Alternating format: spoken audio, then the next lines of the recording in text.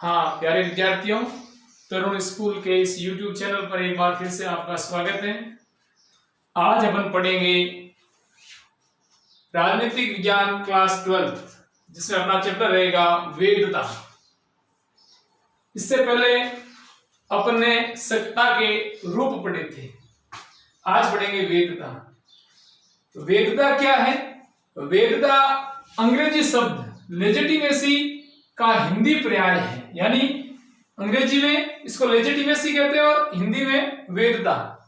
ये जो लेजिटिमेसी शब्द है वो लैटिन भाषा के लेजिटिमस शब्द से बना है।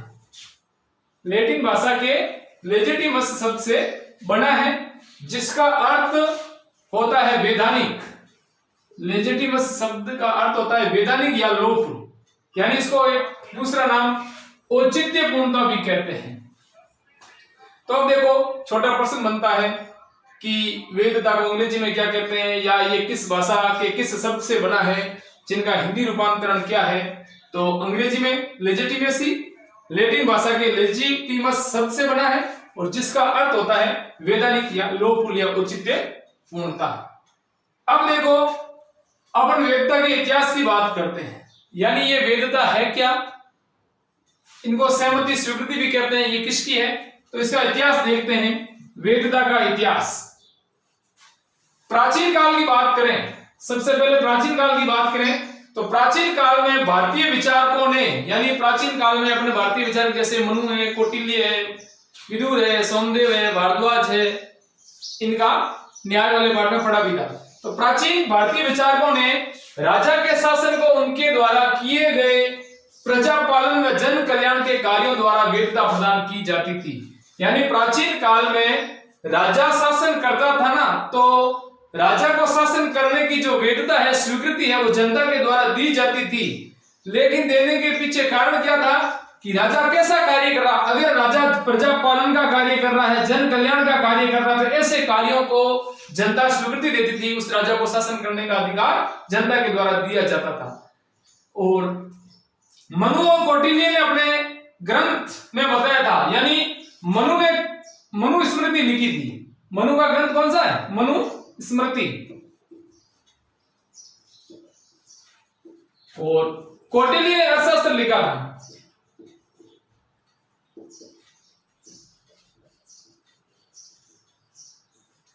मनु ने मनुस्मृति में और कौटिल्य ने अर्थशास्त्र में ये बात कही थी। क्या कही थी? देखो कि राजा या स्वामी को सभी अधिकार कुछ कर्तव्य निर्वहन करने के साथ में दिए गए हैं।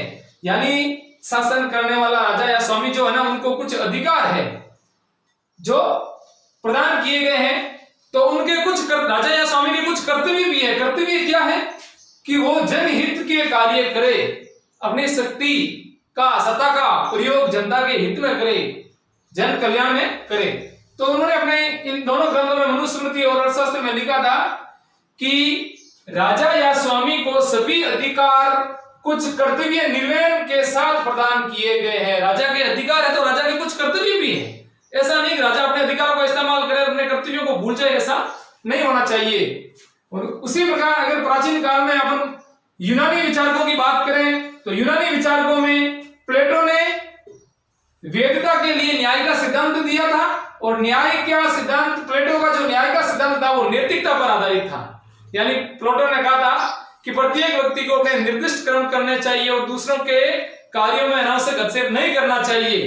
तो ये इनका जो न्याय का सिद्धांत था वो नैतिकता पर आधारित था। यानी हर कोई व्यक्ति अपने अपने सौंपे गए दिए गए कार्य करेंगे, दूसरे कार्यों में अनावश्यक हस्तक्षेप नहीं करेंगे तो वह न्याय होगा।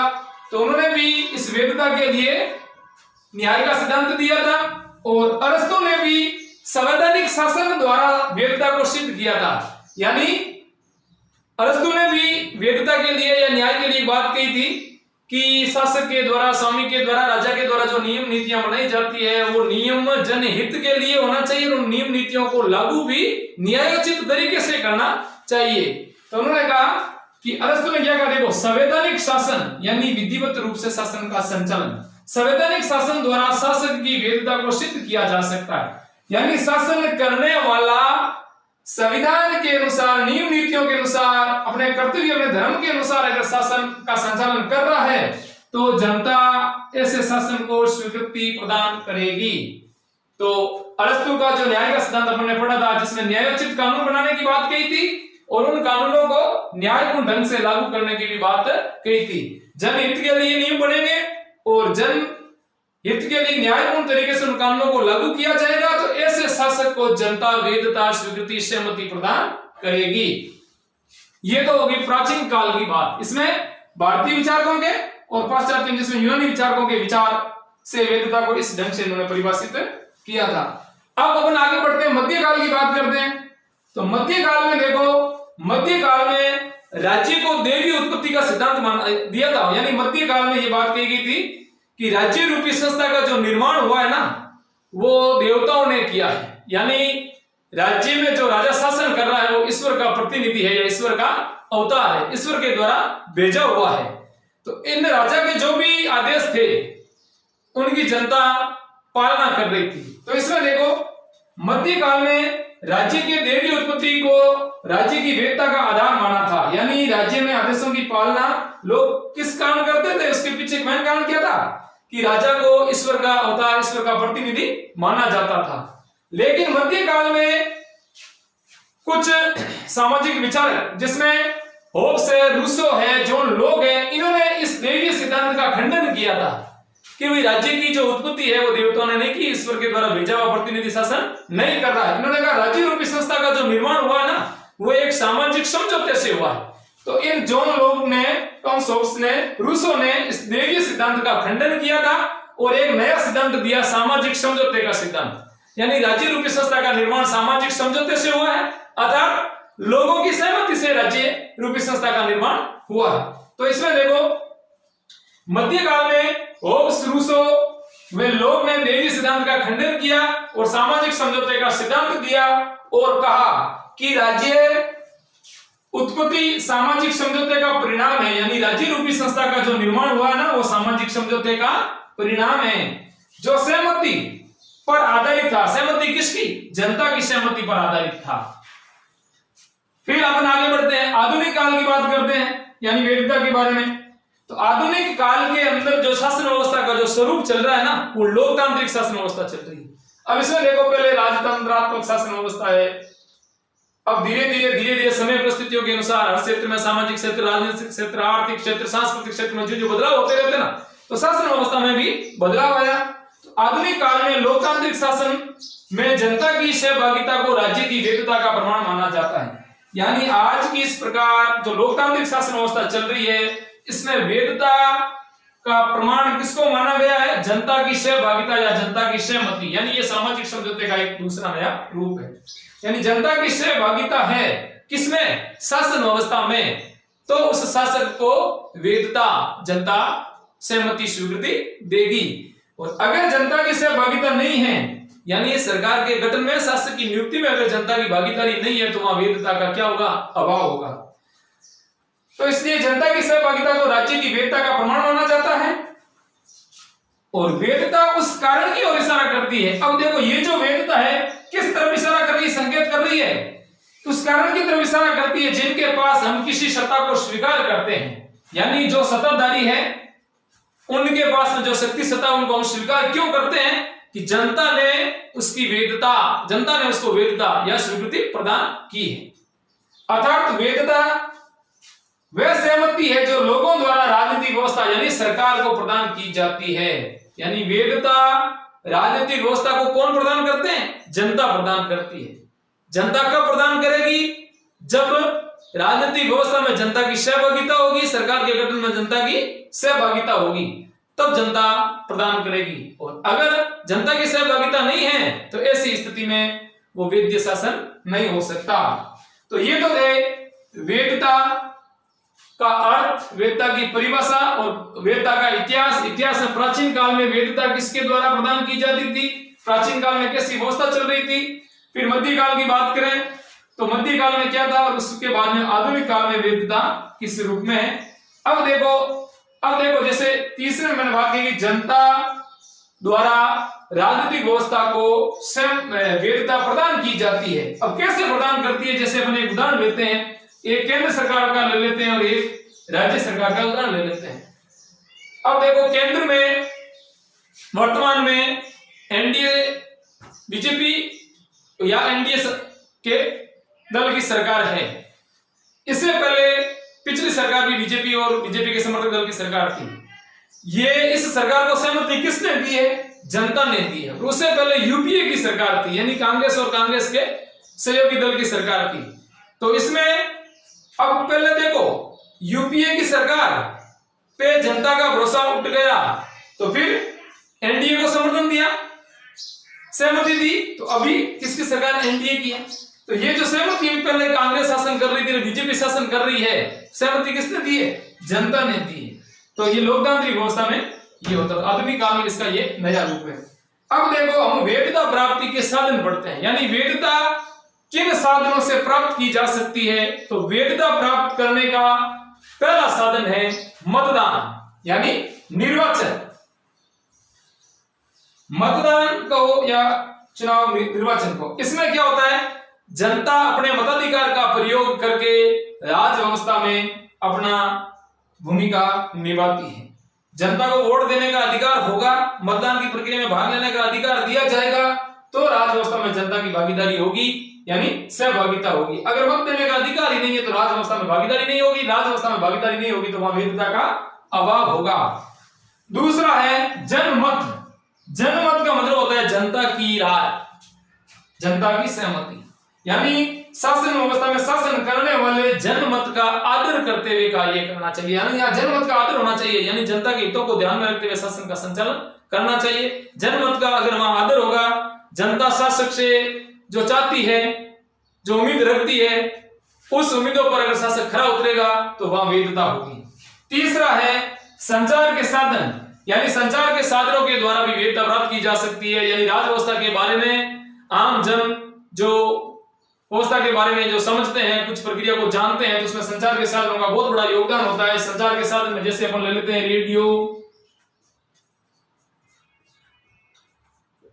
टीवी, पत्रिका, print media, electronic media, internet, mobile, email वगैरह, ये सभी ये संचार के साधन है। तो इनके द्वारा भी वैधता प्राप्त की जा सकती है। और चौथा है साधन राष्ट्रवाद, यानी राष्ट्र के प्रति। राष्ट्रवाद एक ऐसी विचारधारा जो राष्ट्र के लिए व्यक्ति को बड़े से बड़ा त्याग करने के लिए प्रेरित कर देती है। राष्ट्रीय हित के जो विचार है वो उसके द्वारा ही वैधता को प्राप्त किया जा सकता है। तो इस प्रकार ये वैधता प्राप्त करने के साधन हो गए।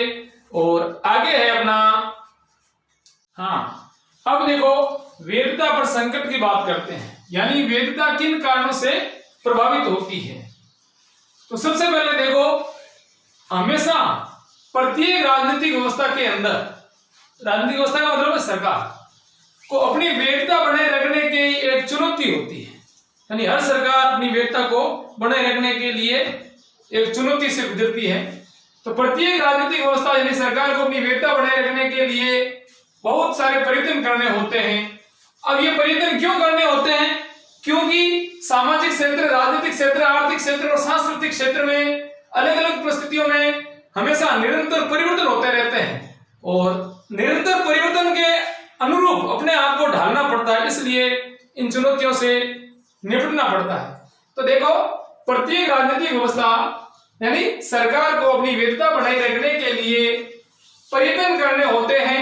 अब ये प्रयत्न क्यों करने होते हैं? कि राजनीतिक, सामाजिक, आर्थिक व सांस्कृतिक परिस्थितियों में निरंतर परिवर्तन होते रहते हैं और इन बदलाव के अनुरूप अगर अपने आप को यह सरकार नहीं ढाल पाएगी तो उनकी वैधता क्या होगी?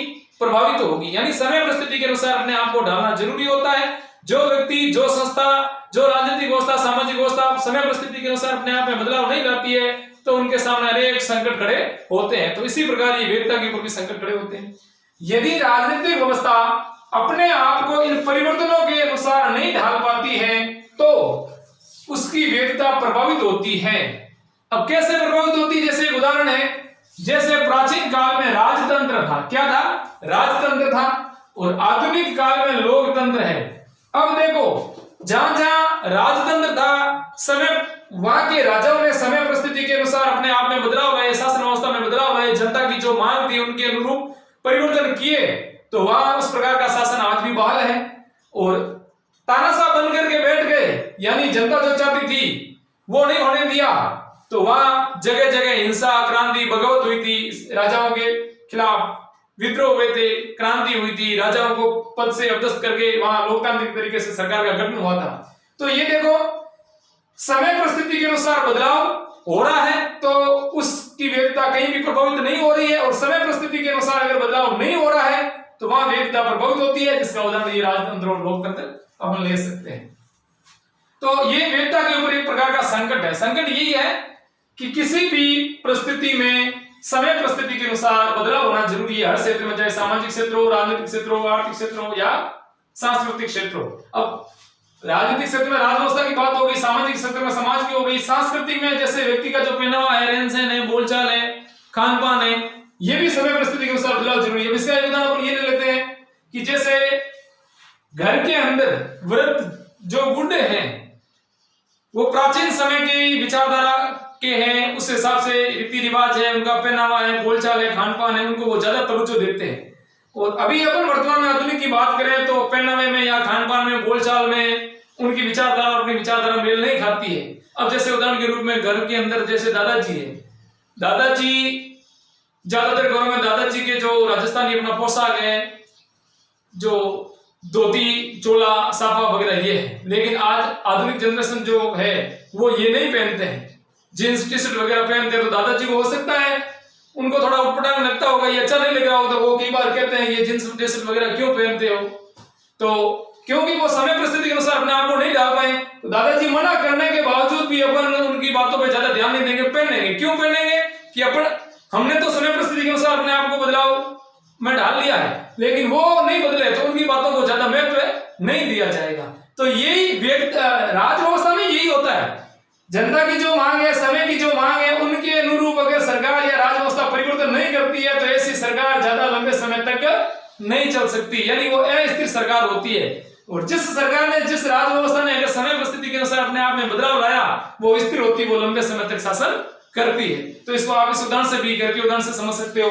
अगला अपन लेते हैं, शक्ति, सत्ता और वैधता में क्या अंतर संबंध है, यानी इन तीनों में क्या संबंध क्या है। तो पहली बात तो देखो कि शक्ति के साथ वैधता जुड़ करके सत्ता को अधिक प्रभावी बनाती है। देखो, शक्ति के साथ अगर वैधता है यानी जनता की सहमति है तो ऐसी सत्ता ज्यादा प्रभावी होगी। यानी ये मैंने एक परिभाषा भी, सत्ता की परिभाषा है, यानी जैसे शक्ति और वैधता है वहां सत्ता है। यानी शक्ति में जनता की सहमति है, स्वीकृति है, तो वो सत्ताधारी व्यक्ति है वो ज्यादा प्रभावी होता है। यानी जैसे लोकतांत्रिक सरकार जिसमें क्या है, सरकार के पास में शक्ति है और वैधता है, वैधता किसकी है, जनता की है, तो ऐसी सरकार बहुत ज्यादा प्रभावी रूप से कार्य करेगी। और कहीं पर भी जैसे कोई तानाशाही सरकार है जिसमें जनता की वैधता का अभाव है, स्वीकृति नहीं है, तो वो ज्यादा प्रभावी कदम नहीं उठा सकती। दूसरा, शक्ति, सत्ता और वैधता परस्पर पूरक है, यानी जैसे अधिकार और कर्तव्य एक दूसरे पर पूरक होते हैं ना, एक का अधिकार दूसरे का कर्तव्य बनता है, उसी प्रकार शक्ति, सत्ता और वैधता भी परस्पर क्या है, पूरक है। जैसे एक उदाहरण देखो, जब शासक की शक्ति सत्ता का रूप लेती है, शासक की शक्ति सत्ता का रूप लेती है, सत्ता का रूप कब लेगी, जब उस शक्ति में क्या होगी, वैधता होगी। जब शासक की शक्ति सत्ता का रूप लेती है तो वह शासक का क्या बन जाती है, अधिकार बन जाती है। और नागरिकों का क्या बनेगी, कर्तव्य बनेगी। मैंने कहा अधिकार और कर्तव्य पूरक होते हैं, एक का अधिकार दूसरे का कर्तव्य बनता है। तो जब शासक की शक्ति सत्ता का रूप लेती है, यानी सत्ता का रूप जब लेगी जब उसमें वैधता है, तो वो शासक का तो बनेगी अधिकार, और नागरिकों का बनेगी, क्या बनेगी, नागरिकों का वो कर्तव्य बन जाती है। कैसे बनती है, देखो, क्योंकि उस सत्ता में क्या जुड़ी हुई है, वैधता, यानी जनता की स्वीकृति, सहमति है। इसलिए नागरिकों या जनता को शासक की आज्ञा का क्या करते हैं, पालन करते हैं, यानी सहर्ष पालन करते हैं, कोई दबाव नहीं है। क्यों कि शासक ने जो आज्ञा, आदेश दिया है उनकी जनता, नागरिक पालन करेंगे। क्यों करेंगे कि जनता ने उनको चुना है, आदेश देने के लिए, नियम बनाने के लिए चुना है, तो ऐसे आदेशों की जनता सहर्ष नियमों की पालना करती है। और आज्ञा की पालना करना नागरिकों या जनता का क्या बन जाता है? कर्तव्य बन जाता है। इसलिए अधिकार और कर्तव्य एक दूसरे के पूरक होते हैं। ठीक इसी प्रकार शक्ति, सत्ता और वेदता भी परस्पर पूरक होते हैं। आगे देखो तीसरा, वेदता शक्ति और सत्ता, सॉरी वेदता है वो शक्ति और सत्ता के बीच की क्या है? कड़ी है। वेदता है जो शक्ति और सत्ता के बीच की कड़ी है। जैसे देखो ये वेदता, इधर शक्ति है, इधर वेदता है, एक तरफ शक्ति एक तरफ सत्ता, तो वेदता इन दोनों के बीच की क्या है? कड़ी है। शक्ति और सत्ता के बीच की कड़ी वेदता है। अगर व्यक्ति के पास में सत्ता है, वेदता नहीं है, शक्ति है और वेदता नहीं, तो वो सत्ता नहीं हो सकती है, तो जोड़ने का काम वेदता करती है। जैसे देखो, जब शासक अपनी योगदान और लेता हूं, जब शासक अपनी शक्ति का प्रयोग कर लोगों को बाहरी रूप से नियंत्रित करता है, यानी जैसे उदाहरण के रूप में एक शक्ति धारक व्यक्ति अपनी शक्ति का प्रयोग करके लोगों के सिर्फ बाहरी नियंत्रण लगा सकता है, उसके हृदय में, दिल में वो राज नहीं करेगा। अगर उसमें शक्ति के साथ में वेदता है तो वो लोगों के दिलों में राज करता है। जैसे मैं एक उदाहरण देता हूं इसका, एक है पुलिस वाला, एक है गुंडा है। मैंने उदाहरण पहले भी दिया था। पुलिस वाला अपना शक्ति का इस्तेमाल करता है तो वो जो भी आदेश देता है जनता उस आदेश की पालना करती है, यानी पुलिस वाले के आदेश जनता ने बाहरी रूप से भी और आंतरिक यानी हृदय से भी उस नियम की पालना की है। और एक गुंडा कोई आदेश देता है कि ये कर ये कर, अब हम उस गुंडे से डर रहे हैं, उनके कहने के अनुसार कर तो रहे हैं लेकिन दिल से नहीं कर रहे हैं, हमारे हृदय में उन गुंडे को जगह नहीं है। तो देखो इसमें वेदता शक्ति और सत्ता के बीच की कड़ी है। जब शासक अपनी शक्ति का प्रयोग कर उन लोगों को बाहरी रूप से नियंत्रित करता है, यानी शक्ति के द्वारा केवल बाहरी रूप से नियंत्रित किया जा सकता है, लेकिन जब शासक वेदीय शक्ति का प्रयोग करता है, यानी उस शासक को जो शक्ति जनता के द्वारा प्रदान की गई है, तो ऐसा शासक है वो जनता के दिलों में राज करता है, हृदय में शासन करता है। अब इससे दो प्रमुख बातें सामने है। ये देखो, एक तो है शक्ति के आधार पर शासन करना तानाशाही का रूप है। किसका रूप है? तानाशाही का रूप है, अधिनायक तंत्र का रूप है।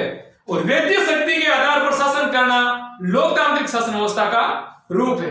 तो ये तो था शक्ति, सत्ता और वेदता में अंतर संबंध। इस पार्ट के अंदर, इस इकाई के अंदर अपना ये दूसरा पार्ट है वो आज होता है कंप्लीट। अगला इसी इकाई के अंदर नेक्स्ट टॉपिक है अपना धर्म, जिनको अपन अगले वीडियो में पढ़ेंगे। इससे पहले मेरा आपसे एक आग्रह है कि आप जरूर इस तरुण स्कूल के YouTube चैनल को सब्सक्राइब करें और ज्यादा से ज्यादा अपने दोस्तों को भी बताएं। धन्यवाद।